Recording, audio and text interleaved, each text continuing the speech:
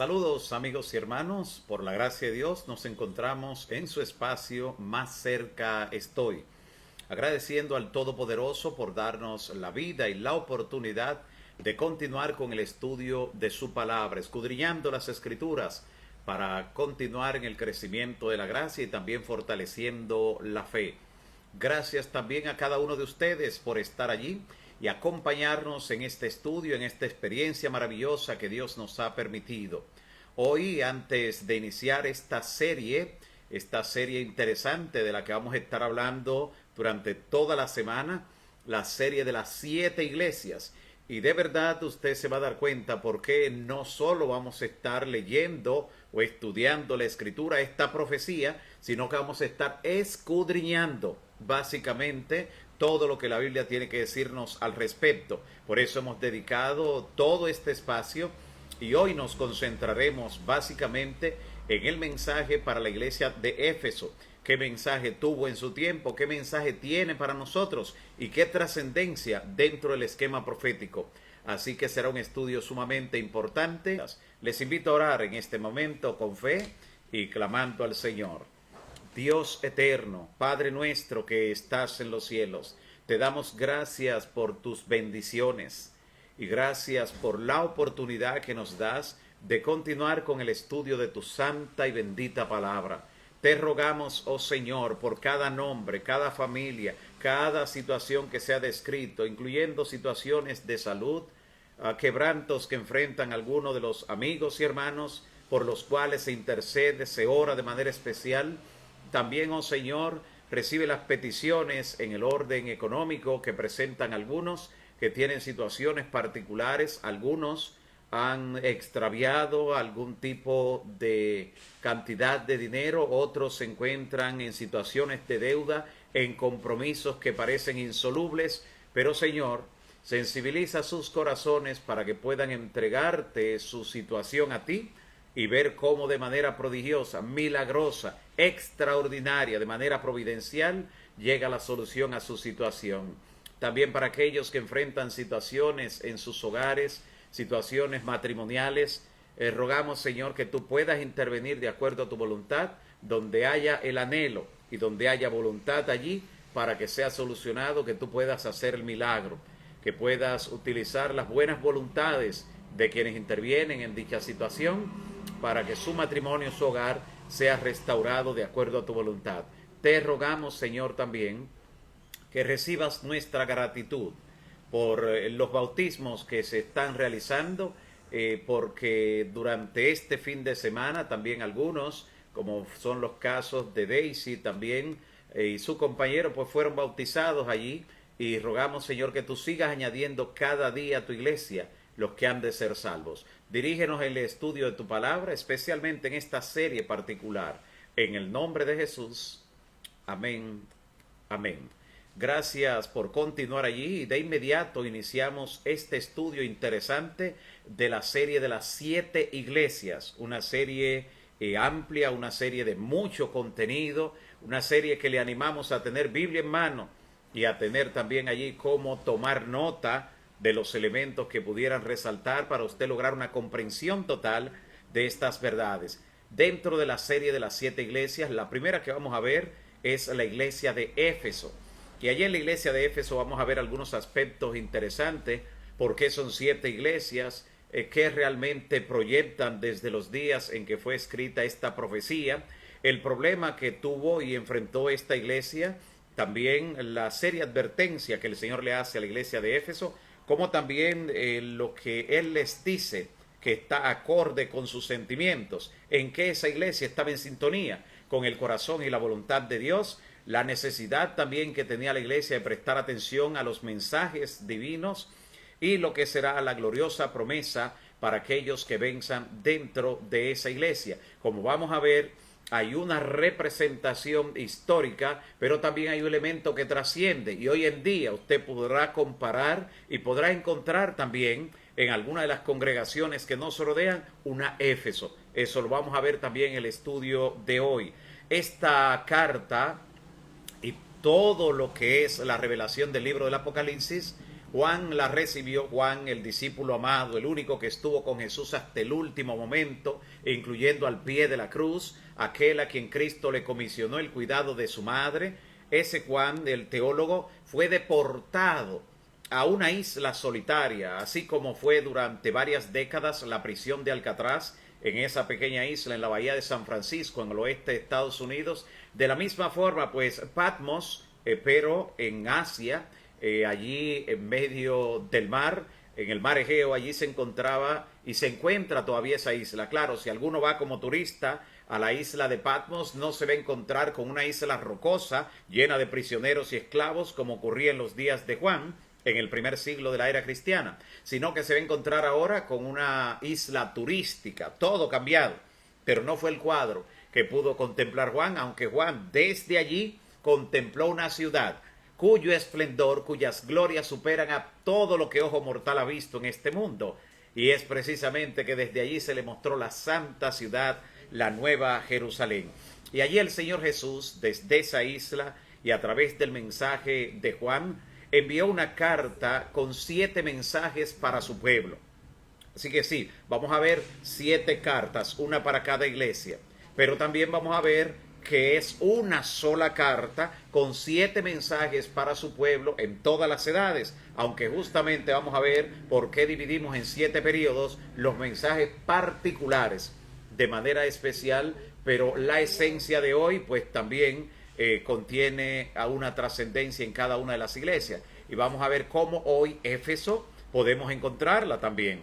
Y cómo también Éfeso representó un periodo histórico importante. Todo lo vamos a ver cómo se entrelaza y cómo una cosa no quita la otra, porque algunos estudiosos de la Biblia de repente cuando descubren que Éfeso tenía un mensaje también para nuestros días, entonces descartan la posibilidad de aplicarla de manera histórica, aplicar el historicismo, pero una cosa es necesaria hacer sin dejar de hacer la otra, como dijo el Señor Jesús al estudiar este tema también.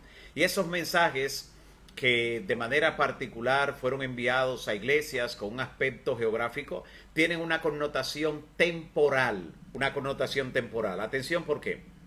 Cuando en la Biblia se habla, por ejemplo, de 10 cuernos, se habla de 10 naciones, el número 10, aunque tiene una connotación profética, pero en dicha connotación simbólica representa más bien la distribución geográfica. Pero cuando está hablando de 7, se refiere al aspecto temporal. ¿Por qué? Porque la primera vez que aparece el número 7 en la Biblia es describiendo la semana de la creación, o sea, el aspecto temporal. Por eso el número 7 tiene que ver con el factor tiempo. Por eso cuando estudiamos el tema de los 7 espíritus de Dios, no hablamos de que el espíritu, una parte está aquí, la otra allá. No, sino del espíritu eterno. En cuanto a lo temporal, el 7, que representa perfección, plenitud, estaba hablando entonces acerca de la eternidad y plenitud del Espíritu Santo, como vimos. Así que el número 7, para representar la iglesia en el aspecto simbólico, el simple hecho de que sea el 7 y no otro número, como hemos visto, recalca el hecho de que su distribución es temporal. Su aplicación principal, primaria, es en diferentes épocas de la historia. Y una comparación o un paralelismo que podríamos ver nosotros entre las 7 iglesias nos va a mostrar claramente cómo las 7 iglesias o las 7 cartas que el Señor le envía a las iglesias siguen un patrón de una estructura sextuple. O sea, las 7 iglesias tienen 6 aspectos que el Señor señala en cada uno de los mensajes, y esto no es casual. En primer lugar, cada una de las 7 iglesias, como veremos, comienzan cuando Jesús se dirige a la iglesia específica mencionando su nombre, y escribe al ángel de la iglesia de tal, y escribe a la iglesia tal, y escribe al anciano de la iglesia tal. De esa manera se dirigen cada una de las cartas, número 1. Número 2, o lo que es la segunda parte, comienza con la frase: el que tiene dice esto. El que tiene los 7 espíritus, el que tiene pues el poder de la creación, el origen de la creación, dice esto. De esta manera se presenta, dando a entender su credencial. En tercer lugar, vemos cómo Jesús destaca la habilidad que tiene cada una de las iglesias para enfrentar la situación que está destacando de ella. Al presentar su problema, el problema que tiene, la deficiencia, su condición espiritual, también el Señor resalta que esa iglesia tiene la forma de salir de esa situación. Así que Jesús no es de aquellos que señalan solamente el problema. Jesús es de aquellos que presenta la solución. Al decirte, tienes este problema, dice, pero puedes salir de esta. En ese sentido debemos seguir el ejemplo de Cristo. Cuando vayamos a señalarle un problema, una deficiencia a una persona, de un defecto, debemos decirle, pero puedes superarlo de esta manera. Tienes esta ayuda, cuentas conmigo. No solo señalar y destacar el problema, eso lo hace cualquiera, hasta el diablo lo hace y le hace ver en forma bien grande el problema a la persona para que se deprima, para que se llene de ansiedad y no vea una posible solución. Así que debemos seguir el ejemplo de Cristo. Presenta la situación, el diagnóstico, pero da la receta también o la solución o salida. En cuarto lugar, vemos también que el Señor Jesús luego hace una evaluación general de lo que es la iglesia. En quinto lugar, el Señor le aconseja a salir de esa situación, salir de ese aprieto. Y por último, hay un llamado a escuchar el mensaje del Espíritu. Dice, el que tiene oídos para oír, oiga lo que el Espíritu dice a las iglesias, y juntamente con esto presenta una promesa para aquellos que venzan la situación particular que están enfrentando. Así que vayamos de inmediato con esto en mente, con este cuadro general, con ese background, a lo que es el mensaje específico para la iglesia de Éfeso. Vayamos al capítulo 2, y vamos a ver aquí cómo en esta serie de 7, donde vamos a abordar cada día una iglesia. Y hoy vamos a ver específicamente la iglesia de Éfeso. Así que prepárese para cada día ver una iglesia. Eso significa que veremos todos los aspectos que tienen que ver con esa iglesia, los mensajes y la lección que tiene también para nosotros y la trascendencia histórico-profética. Así que al analizar la iglesia de Éfeso, leemos allí en el capítulo 2, donde aparece desde el versículo 1, describiendo a esta iglesia un mensaje propio, particular. Debemos recordar también que los capítulos 2 y 3 de Apocalipsis, donde aparecen los mensajes a las 7 iglesias, están ampliando la visión del capítulo 1. En el capítulo 1 hay una visión donde Juan ve 7 candeleros. Y esos 7 candeleros representan las 7 iglesias. Pues es como si el capítulo 1 diera el titular. Y ahora los capítulos 2 y 3 vayan a dar los detalles de lo que el titular allí anunció al hablar acerca de los candeleros. También se habla no solo de 7 candeleros, sino también se habla de 7 estrellas. Y estas estrellas representan a los ministros de cada una de esas iglesias. En el versículo 9 del capítulo 1, para que veamos bien antes de llegar al mensaje de la iglesia de Éfeso, capítulo 1, versículo 9 de Apocalipsis, dice Juan, yo Juan, vuestro hermano, y copartícipe vuestro en la tribulación y en el reino y en la paciencia de Jesucristo, estaba en la isla llamada Patmos, por causa de la palabra de Dios y del testimonio de Jesucristo. No pierda ese detalle. La razón por la que Pablo fue deportado fue por causa de defender la palabra de Dios y de defender o portar el testimonio de Jesucristo. Y hemos visto en qué consiste esto. El versículo 10 dice, yo estaba en el Espíritu en el día del Señor, y oí detrás de mí una voz como de trompeta, una voz potente que decía, yo soy el Alfa y la Omega, el primero y el último. Escribe en un libro lo que ves y envíalo a las 7 iglesias. Así que note cómo en la primera visión de Juan, allí en Patmos, la primera visión del Apocalipsis que se introduce en el capítulo 1, la razón por la que Jesús dice que se le aparece esta visión del Cristo glorificado es para enviar un mensaje a las 7 iglesias. Así que podríamos decir, sin temor a equivocarnos, que la visión más importante de las que recibe Juan aquí es la visión de las 7 iglesias. Esta serie, vamos a entender por qué a lo largo del estudio. Y entonces el Señor allí mismo le menciona a la iglesia de Éfeso, Esmirna, Pérgamo, Tiatira, Sardis, Filadelfia y Laodicea. Y hoy que vamos a ver la primera iglesia, la de Éfeso, yo quiero que desde hoy iniciemos para que si usted no ha memorizado en orden el nombre de estas iglesias, así lo grabe.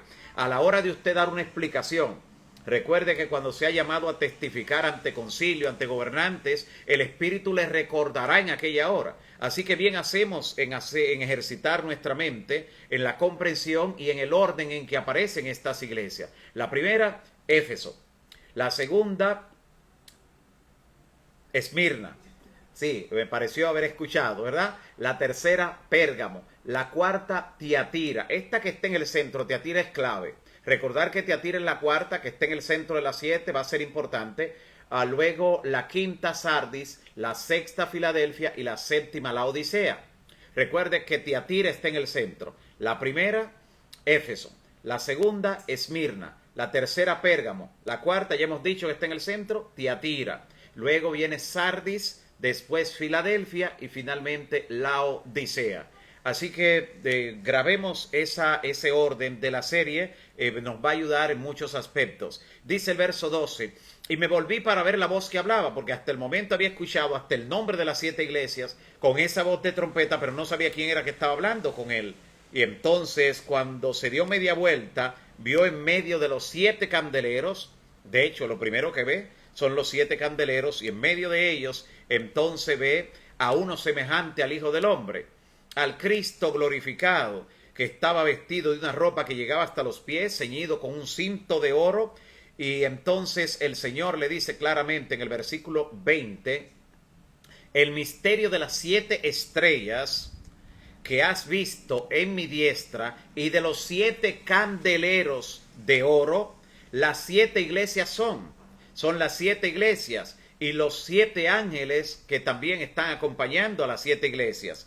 Y los 7 candeleros que has visto son las 7 iglesias. Así que esta parte de la Biblia ya se interpretó a sí misma, es donde Jesús dice, cada candelero que representa a una iglesia. Y claro, cada una está encendida. El plan de Dios es alumbrar mediante cada iglesia en la época que le toque vivir, alumbrar al resto del mundo.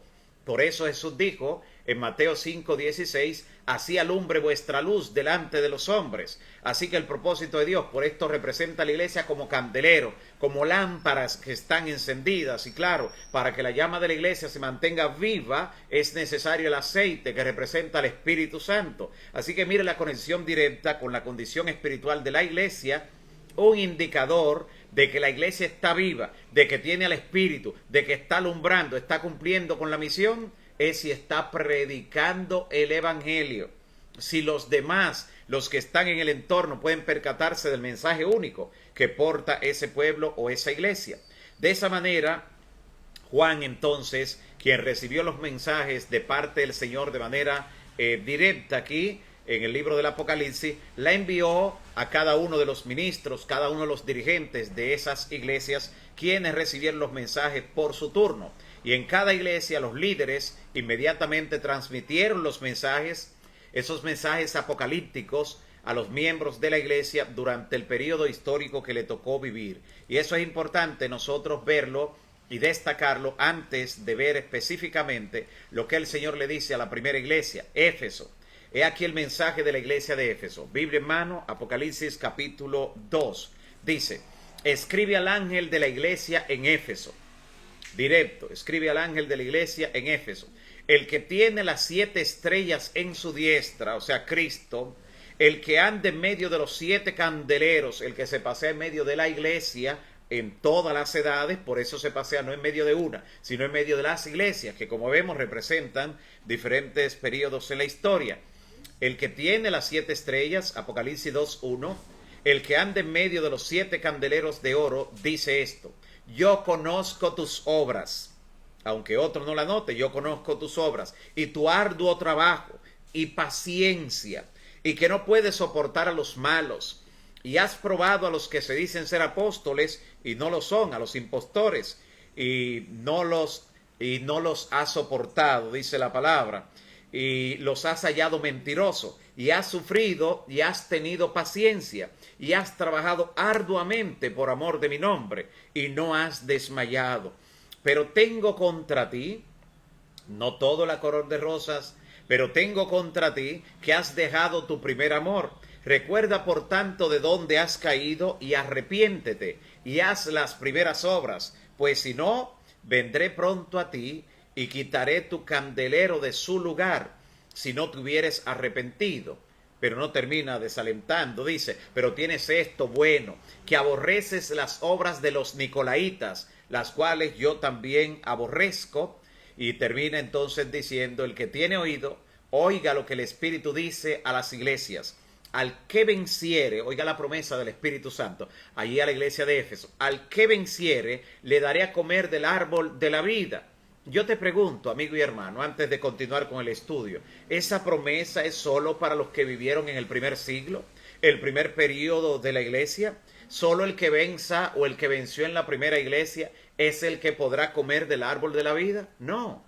Por eso sabemos que hay un mensaje incluido, hay un mensaje allí que está de manera implícita para la iglesia a lo largo de los siglos. A pesar de que habla de condiciones particulares, tuvo un mensaje particular tanto en Éfeso, en la Éfeso real, allí en lo que hoy es parte del territorio de Turquía, pero también tuvo toda su representación en la era apostólica, la iglesia primitiva, pero tiene también una connotación que podemos verla hasta el día de hoy. Al que venciere, dice el Espíritu, le daré a comer del árbol de la vida, el cual está en medio del paraíso de Dios. Hasta la ubicación dice, para cuando lleguemos allí a la santa ciudad, al paraíso de Dios, que podamos ir directo a buscarlo. Nos está dando la dirección, está en medio del paraíso de Dios. La iglesia de Éfeso, veamos por un momento todo lo que tiene que ver con el mensaje y la condición de esta importantísima iglesia, la primera de las 7, y dice tanto la Biblia como la historia que la iglesia de Éfeso, esta que representa el primer periodo de la historia, que representa la época que va desde el año 31, cuando Cristo ascendió, hasta el año 100, cuando murió el último de los apóstoles, cerrando con la era apostólica. Allí en el año 100 muere Juan, el mismo que recibe el mensaje del Apocalipsis. Y lo había recibido Juan hacía unos años solamente. Así que cuando se escribió este mensaje era más un reconocimiento que una amonestación en sí, por el hecho de que ya el período había transcurrido casi en su totalidad. Pero eso nos dice que ni siquiera por eso el Señor los pasó por alto, y que los 6 u 8 años que todavía restaban luego de recibir este mensaje importante del Apocalipsis para ese primer periodo, serviría también para todos los creyentes en las demás edades. Así que en la iglesia de Éfeso representa ese primer periodo. En primer término representa esto, pero la Biblia no es estrecha en su comprensión y aplicación, así que no se limita solamente a eso. El nombre de Éfeso significa deseable, codiciable. Algo que es codiciable. ¿Y por qué? Porque el carácter y la condición de la iglesia de Éfeso, que tenía paciencia, que vamos a ver que es una característica del pueblo de Dios, cuando revestido por el Espíritu Santo, pues mantiene una perseverancia a pesar de la persecución. Esta característica la vamos a ver en Éfeso y la vamos a ver en la iglesia de los últimos días, en el remanente del tiempo final, donde vamos a encontrar que dice, aquí está la paciencia de los santos, los que guardan los mandamientos de Dios y tienen la fe de Jesús. Así que hay una razón para destacar la paciencia también de los de Éfeso, de la misma manera que en el remanente en el tiempo del fin, que bajo el poder del Espíritu Santo también hará frente a desafíos, amenazas, pero se mantendrá como salió la iglesia de Éfeso, venciendo y para vencer, como veremos más adelante. Así que el nombre significa deseable, y era una iglesia deseable. Todavía cuando leemos lo que fue la iglesia primitiva, la iglesia del primer siglo de la era cristiana, y notamos las obras poderosas que realizaban, la expansión del evangelio, el poder de la predicación, la manifestación del Espíritu Santo, decimos, pero cómo me hubiera gustado, cómo deseo haber pertenecido a ese grupo, a ese primer periodo de la iglesia. Así que realmente fue una iglesia deseable, pues representa un momento histórico, un momento donde la iglesia cumplió fielmente con el mensaje del Señor. No significa que era una iglesia perfecta en su totalidad, por el hecho de que había miembros, destaca el Señor, que aunque se decían ser apóstoles, no lo eran realmente. Habían falsos maestros. Y Pablo tuvo que luchar en contra de eso. Y los demás apóstoles también, como veremos. Pero la iglesia, por el hecho de que ingresen a ella personas que no están verdaderamente convertidas, el hecho de que haya falsos entre los verdaderos, no significa que deja de ser la iglesia del Señor. Y esto ocurría en Éfeso, en esa cuyo nombre significa deseable, codiciable, por las características que tenía. Allí en la iglesia primitiva, la pasión por el Evangelio estaba viva en una forma muy especial, muy particular. Jesús le había dado la comisión de la predicación no hacía mucho. El Espíritu Santo había descendido sobre ellos con poder en el Pentecostés. Y en varias ocasiones vio manifestaciones extraordinarias del Espíritu Santo. Este poder le acompañaba en la mayor parte de ellos, y por eso representa la época apostólica, mientras que daba un testigo presencial de lo que fue la obra de Cristo. Juan, que fue el último que murió, alrededor del año 100, pudo ver a Cristo realizando los principales milagros. Incluso cuando Cristo le decía a los demás, porque aún entre los 12, Cristo tuvo 3 de un círculo más cercano, a los cuales a veces cuando les decía a los demás, esperen aquí, con esos 3 el Señor Jesús entraba. Y ellos eran testigos presenciales, testigos oculares. Nadie se los contó a ellos de primera mano.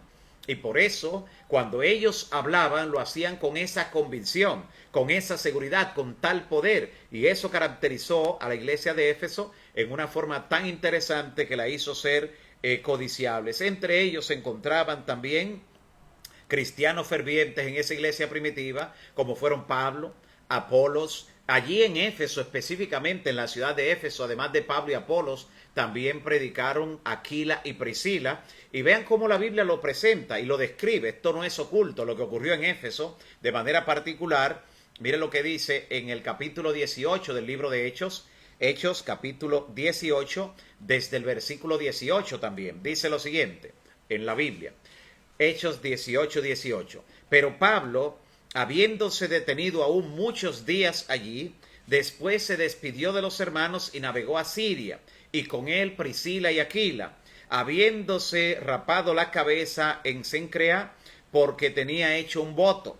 Y llegó a Éfeso, aquí está, verso 19, llegó a Éfeso y los dejó allí, a Priscila y Aquila. Llegó a Éfeso y los dejó allí, y entrando en la sinagoga discutía con los judíos para persuadirlo. Y dice el versículo 24, que llegó a Éfeso también un judío llamado Apolos, que como sabemos por la historia bíblica era un predicador poderoso de la palabra. Llegó Apolos allí a Éfeso también, natural de Alejandría, varón elocuente, poderoso en las escrituras. ¿Están escuchando?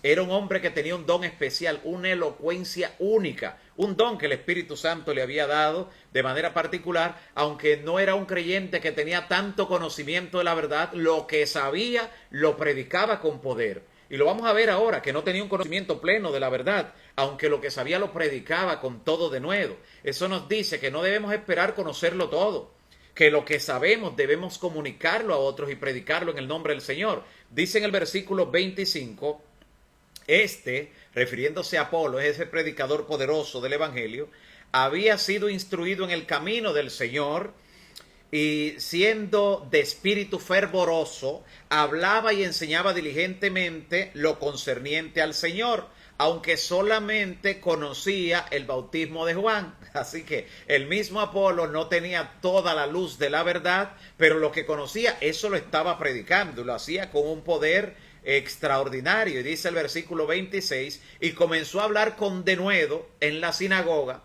Pero cuando le oyeron Priscila y Aquila, que si eran ya hermanos duchos de más experiencia en el camino de la verdad, cuando ellos lo oyeron, le tomaron aparte y le dijeron, espérate, hay algunas cosas que no las conoces bien, y les pusieron más exactamente el camino de Dios. Mira el trabajo que realizaron Aquila y Priscila con este predicador poderoso que estaba iniciando ese ministerio de predicación, Apolos, allí en Éfeso de manera especial. Y queriendo luego, dice el versículo 27, pasar a Acaya, los hermanos le animaron y le escribieron a los discípulos que le recibiesen. O sea que en aquel entonces también, cuando un predicador se dirigía a otra localidad, a otra iglesia, había que llevar alguna carta, había que notificar. Hoy en día, donde existen los teléfonos, hubieran llamado para preguntar cómo está ese predicador, es una persona que está en regla, que está bien en la fe. Note cómo en aquel tiempo pues ya se utilizaba este protocolo que mantiene la sanidad espiritual de la iglesia, el cuidado del rebaño del Señor, no lo expone a cualquiera. Y llegado él allá entonces, con su carta de recomendación, fue de gran provecho a los que por la gracia de Dios habían creído, con ese mensaje que ahora tenía completo, porque con gran vehemencia, dice el verso 28, refutaba públicamente a los judíos y nadie podía resistir. Este hombre tenía unos argumentos demostrando por las Escrituras que Jesús definitivamente era el Cristo. Pero no todo lo que ocurrió en Éfeso se limitó a ello, y por eso la iglesia de Éfeso fue tomada como una representación de todo lo que fue la era apostólica. Note lo que en el capítulo 19 de Hechos 19, que como usted puede ver en el título de ese capítulo, dice Pablo en Éfeso.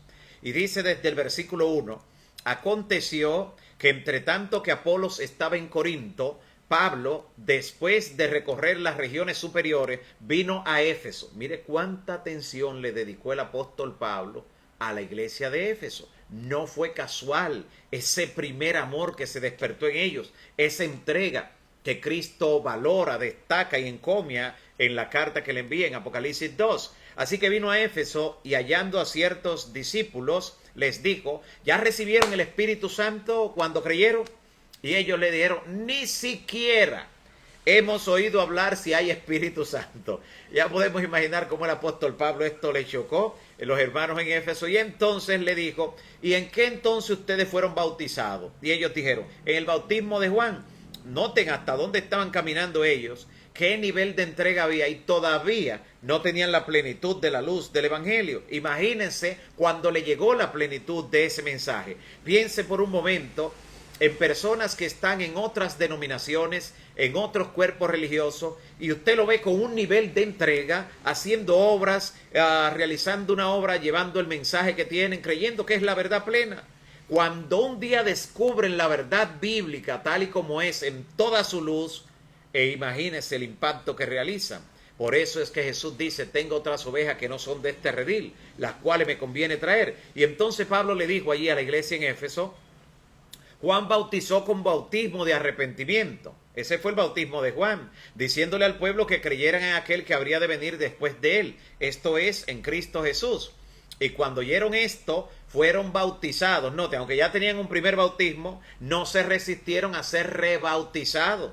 Hay gente que se resiste cuando por alguna razón tiene que ser rebautizado. Dice, pero es que eso es una sola vez. No. Y mire aquí, lo ideal es que sea una sola vez, cuando se hace en la forma adecuada. Pero ¿qué tal si ocurre esto? Que la persona no tenía toda la luz, como ocurrió con ellos. Y el bautismo de Juan, alguien podría decir, sí, pero eso era el bautismo de Juan. ¿Usted está menospreciando el bautismo de Juan? ¿Usted sabe quién fue que bautizó a Jesús?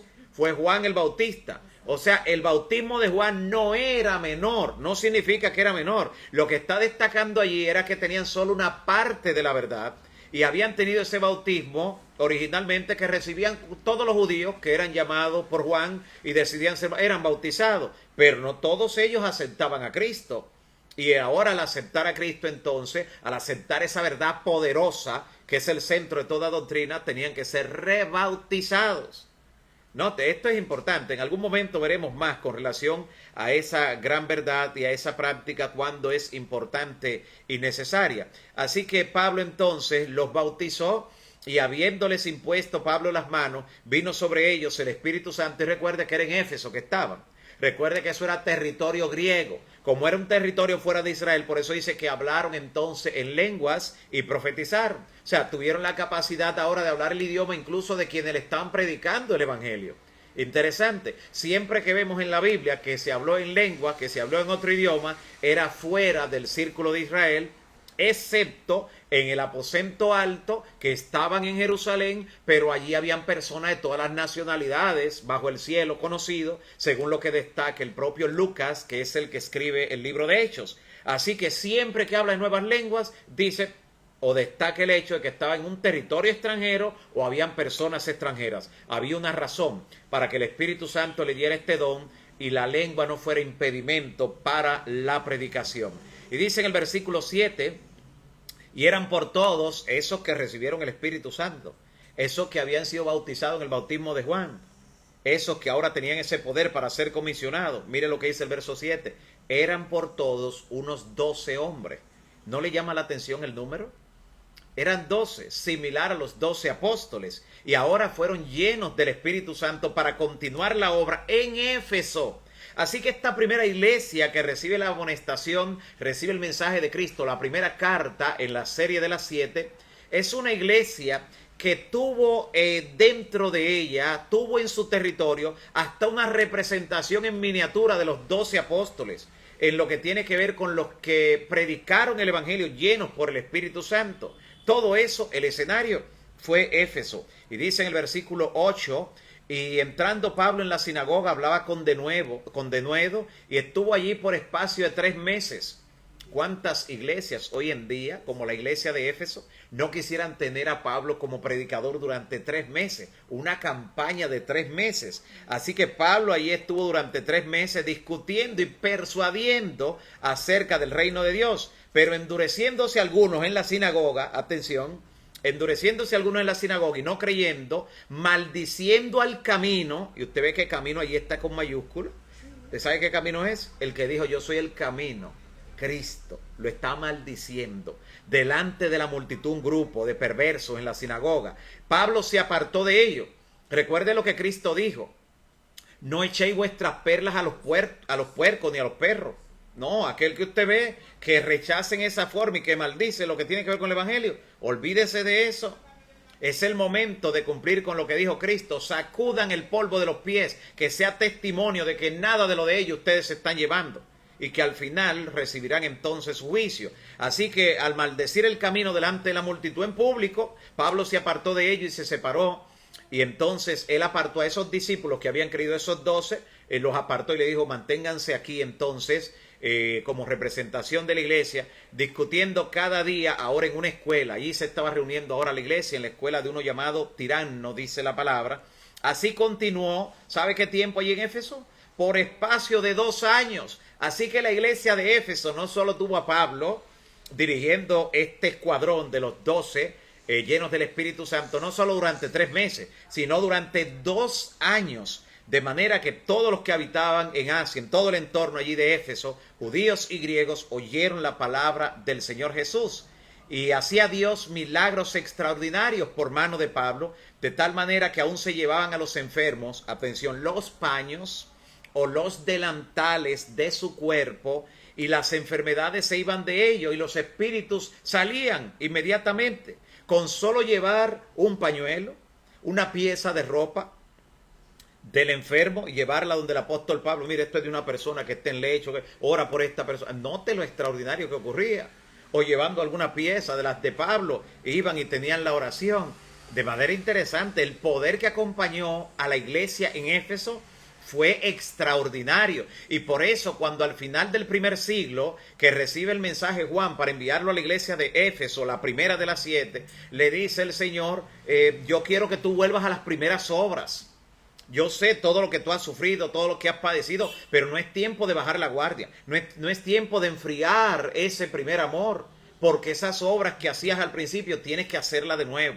Vuelve al primer amor. Y ese es uno de los mensajes que también de la iglesia de Éfeso se aplica hoy, amigo y hermano.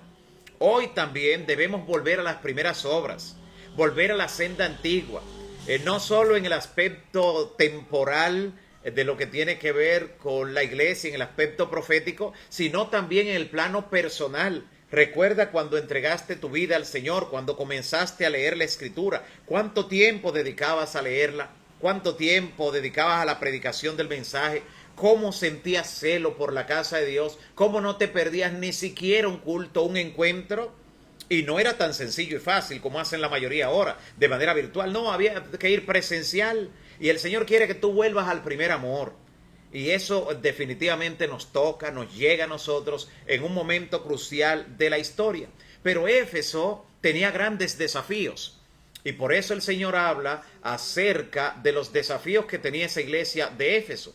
Uno de los grandes desafíos era que la ciudad de Éfeso era el centro de adoración pagana de Diana. Diana de los Efesios, como se le llamaba. Hoy en día era una especie, si fuera aquí en el país, una especie de la provincia de la Altagracia. o una especie de lo que es Fátima en Portugal, o lo que en otros lugares constituyen también lugares donde van grandes procesiones durante el año para realizar, por ejemplo, Guadalupe en México, lugares donde son centros grandes de algún tipo de idolatría. Eso era Éfeso en aquel entonces, pero la idolatría que había en Éfeso originalmente cuando llegó el Evangelio era tan grande, que el templo que le habían erigido tenía tales características de esplendor y derroche de oro que fue considerado hasta el día de hoy como una de las 7 maravillas del mundo antiguo. El templo de la diosa Diana en Éfeso. Esa ciudad realmente tenía una gran devoción por ese ídolo pagano. Mire lo que dice, por ejemplo, en Hechos 19, donde está hablando de lo que ocurría en Éfeso. Hechos 19 en el versículo 34, dice, hablando Pablo y predicando, dice, pero cuando le conocieron que era judío, todos a una voz gritaron casi por 2 horas, grande es Diana de los Efesios. Oiga bien, durante 2 horas comenzaron a gritar y repetir esto. Y dice el verso siguiente, entonces el escribano, cuando había apaciguado la multitud, le dijo, varones efesios, ¿y quién es el hombre que no sabe que la ciudad de Éfeso es guardiana del templo de la gran diosa Diana y de la imagen que vino desde Júpiter? Oigan de dónde decía que vino una imagen que la inventó alguien, que alguien la talló, se la inventó, que vino de Júpiter. Así ahora mismo hay cuadros, hay imágenes que dicen que eso se apareció milagrosamente bajo una naranja, bajo un árbol de tal cosa, que alguien le encontró milagrosamente, que se le entregó un ángel, que se le entregó una virgen, y ahora es adorado en una forma muy especial y particular. Pues ellos decían lo mismo de esta imagen de Diana, diciendo que había descendido de Júpiter.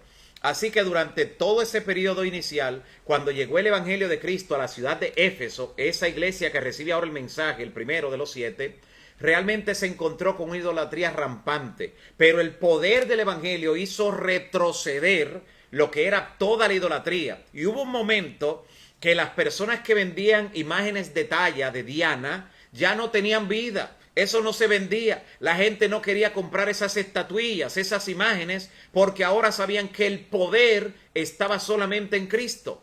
Porque no había sido dado un nombre a los hombres bajo el cielo en el que pudieran ser salvos, solo en el poderoso nombre de Cristo Jesús. Y ellos estaban seguros. Por eso Jesús le dice, allí en Apocalipsis 2:2, yo conozco tus obras y tu arduo trabajo y paciencia. Note, no fue algo fácil, pero fue una paciencia mediante la cual ellos perseveraron, pudieron tener paciencia para con aquellos que tenían tanta idolatría hasta que finalmente lo ganaron. También nosotros debemos actuar con mucha sabiduría y paciencia ante aquellos que tienen mucha idolatría. Hay gente que si de repente llega a predicar a una casa y ve una imagen del gran poder de Dios, como le llaman a uno de esos ídolos, o ve una imagen de una virgen a la cual se le rinde devoción allí, o ve algún tipo de altar, algo que le rinden a los ídolos, de repente la persona dice, eso tenemos que sacarlo ahora mismo. No debemos actuar así. Mire cómo actuó la iglesia de Éfeso y logró hacer que allí donde se adoraba a Diana de los Efesios, como decían ellos, se logró colocar como centro a Cristo. Y su primer amor fue el amor a Cristo Jesús, aquel que murió en la cruz para darle perdón, salvación y vida eterna. Con paciencia. Yo conozco tus obras, tu arduo trabajo y tu paciencia. Así que el Señor le destacó esto y le dijo además, y has sufrido y has tenido paciencia. ¿Tienes paciencia, mi amigo y hermano, cuando estás padeciendo, cuando estás sufriendo, ya sea persecución o algún tipo de privación por causa de la verdad del Señor? Y dice, y has trabajado arduamente por amor de mi nombre. ¿Dónde? Ya ni se menciona a Diana allí. Ya era el amor de Cristo el centro, el eje de la vida de la iglesia allí con los efesios. Por amor de mi nombre, y no has desmayado. Mire cuáles características, qué carácter realmente se desarrolló allí. Y además el Señor le dice en el versículo 3 y el versículo 4, dice, y que no puede soportar a los malos. La iglesia de Éfeso, entre las cosas que el Señor le destaca, le encomia, le felicita por ello, es porque cuando alguien venía con una actitud mala, ellos no lo toleraban. O sea, ellos no toleraban que se hicieran cosas malas en medio de la iglesia de Éfeso. Y eso el Señor lo valora grandemente. No podemos comulgar con lo que está mal hecho, amigo y hermano. No podemos tolerar ni permitir lo que está mal hecho, porque la iglesia, recuerde que no debe enviar oscuridad al mundo, debe enviar luz. Debe enviar luz. Y por eso dice, no puedes soportar a los malos. Y has probado a los que se dicen ser apóstoles y no lo son, a los falsos. A ellos los probó. Y entonces dice, los has hallado mentirosos. O sea, la iglesia siguió un proceso, investigó, se dio cuenta que querían infiltrar herejías, falsas ideas, en fin. Así primitiva, la esencia de la iglesia apostólica, esa representada por la iglesia de Éfeso, en el primer siglo, desde el año 31, cuando Cristo asciende al cielo, hasta el año 100, cuando muere el último de los apóstoles, tuvo una característica realmente codiciable, deseable, como es el significado del nombre Éfeso, una representación de todo lo que ocurrió allí. Ellos defendían la verdad, apartaban a los que querían desviarlo. Una idea de eso lo da la misma Biblia en Hechos capítulo 15, cuando se hizo el concilio de Jerusalén. Cuando se reunió no solo la junta de una iglesia local, sino un concilio general, tuvo que llevarse a cabo para poner bien en claro algunas cosas que estaban afectando a la iglesia de Éfeso. Y llevaron allí a Jerusalén, que es el centro donde estaba la conferencia general de la iglesia, y allí entonces dice en el versículo 15, dice en el versículo 1 del capítulo 15, entonces algunos que venían de Judea enseñaban a los hermanos, si no os circuncidáis conforme al rito de Moisés. A Éfeso llegaron algunos hermanos desde allá de Judea, unos judíos, que querían judaizar, querían decir, no, los ritos que se guardaban antiguamente, como las fiestas, la circuncisión, eso hay que guardarlo todavía. Noten que todavía hay falsos apóstoles que siguen haciendo lo mismo, que siguen diciendo que hay que circuncidarse, que hay que también guardar las fiestas, que es una obligación actual de la iglesia.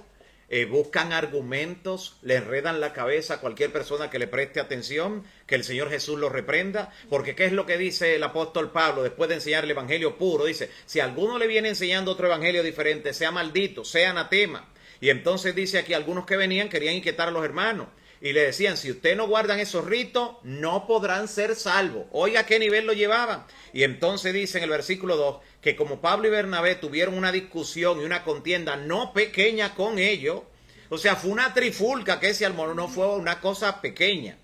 Como dicen normalmente en ambiente afro-latinoamericano, se armó allí un titingó.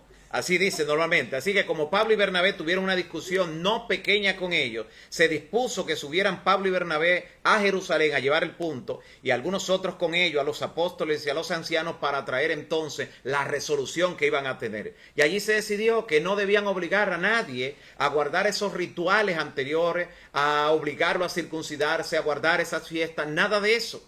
Porque nada de eso ahora tenía trascendencia en lo que tenía que ver con la salvación. Aunque muchos en Jerusalén, como ya era parte de su folclore, siguieron guardando muchas de esas fiestas mientras duró Jerusalén allá, como parte de su folclore, de su cultura, como parte ya distintiva de ellos, como un recuerdo de sus antepasados. Vamos a encontrar que incluso Pablo a veces decía, yo tengo que llegar antes de la fiesta de Pentecostés, tengo que llegar para la Pascua, vamos a ver todo eso, tengo que ir a la fiesta.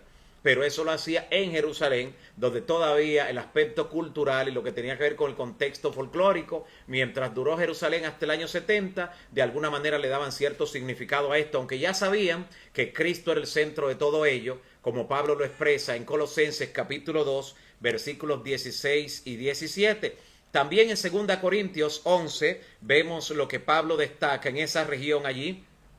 Dice 2 Corintios 11:13, porque estos son falsos apóstoles, obreros fraudulentos que se disfrazan como apóstoles de Cristo. ¿Ve por qué Jesús le dice, has probado a los que se dicen de ser apóstoles y no lo son? Y entonces cada uno de estos textos nos muestran claramente cómo la iglesia de Éfeso defendió la verdad, cómo mantuvo ese primer amor, y solo al final ya, cuando faltaban pocos años para cumplirse ese periodo, parecía que mermaba, producto de la persecución, producto del tiempo ya, de la muerte de la mayoría de los apóstoles, había mermado, se había enfriado un poco ese primer amor, y el Señor le recomienda, te ruego o te aconsejo que rescates ese primer amor, que vuelvas al primer amor, es lo que tengo contra ti, que has dejado tu primer amor, sé celoso y arrepiéntete, es lo que el Señor le dice, le pide que se arrepienta. Arrepiéntete, mira de dónde has caído, haz las primeras obras. Es un buen día hoy, amigo y hermano, para que tú y yo, si hemos estado fallando, si hemos estado dejando enfriar lo que fue el primer amor, si no tenemos esa devoción y entrega por la razón que fuere, si hemos caído en la trampa de tomar, como le llaman algunos, un año sabático, un año en no tomar cargos en la iglesia, no tomar responsabilidad, no vuelvas a tomar esa decisión. No es bueno. Es bueno que regreses, sí, al primer amor. Ese año cuando tú todos los cargos que te daban, aunque no supieras cómo lo ibas a desempeñar, lo aceptabas porque estabas en tu primer amor. Allí comenzaste a aprender, allí hiciste toda una carrera en la vida cristiana.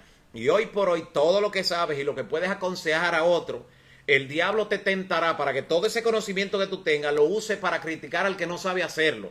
Cuando tú, si rechazas la oportunidad de desempeñar la responsabilidad, no podrás entonces luego criticar al que falla haciéndolo. Si Dios te llama a tomar una responsabilidad, entonces acéptala en el nombre de Cristo, a menos que definitivamente tu salud ya no te lo permita, tu facultad de física no lo toleren, pero si no, el Señor te ruega hoy que te arrepientas y vuelvas a hacer las primeras obras, vuelvas a la misma entrega. Y qué bueno hablar de esto en este momento, cuando se están haciendo los aprestos para los nombramientos para el próximo año en las iglesias, para que nosotros de ninguna manera nos neguemos a la responsabilidad que el Espíritu dirá a través de las iglesias. El que tiene oído, oiga lo que el Espíritu dice a las iglesias. Al que venciere, le daré a comer del árbol de la vida que está en medio del paraíso de Dios. Es el mensaje y el consejo para Éfeso.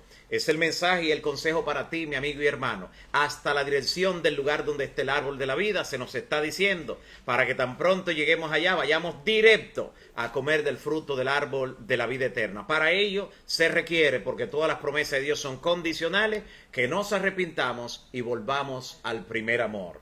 Que Dios te bendiga, mi amigo y hermano. Oremos al Señor.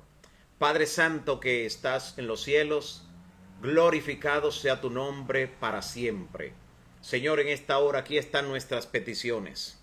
Tú has escuchado cada nombre, cada situación particular, situaciones de salud, algunos en condiciones críticas, algunos están enfrentando el desafío de esta pandemia, otros, Señor, enfrentan otros quebrantos, porque vivimos en una era donde toda carne está enferma, como indica tu palabra que ocurriría. Señor, te ponemos a cada una de esas vidas en tus manos y a quienes ruegan por ello que tú sigas fortaleciendo su fe a través de las promesas de tu palabra. También te rogamos por los que han sido, Señor, objeto de cirugía durante estos días, que están en el proceso de recuperación. Guárdalos y líbralos del mal y que puedan recuperarse completamente de acuerdo a tu voluntad. Te rogamos, Señor, también por la familia Rodríguez, que tú sigas cuidándole y bendiciendo en todo, y aquellos que tienen alguna situación particular entre ellos, también puedas bendecirle y asistirle en esta misma hora y tratar con ellos en su corazón. Te ruego, Señor, por cada amigo y hermano que está conectado y por todos aquellos que han decidido, Señor, crecer en la gracia al estudiar tu palabra, al escudriñar las Escrituras, que durante esta serie especial tu palabra y tu nombre sean glorificados. En el nombre de Jesús. Amén. Amén. Dios te siga bendiciendo. Recuerda que será hasta mañana cuando continuaremos con esta serie con la segunda iglesia, Esmirna. Dios te bendiga.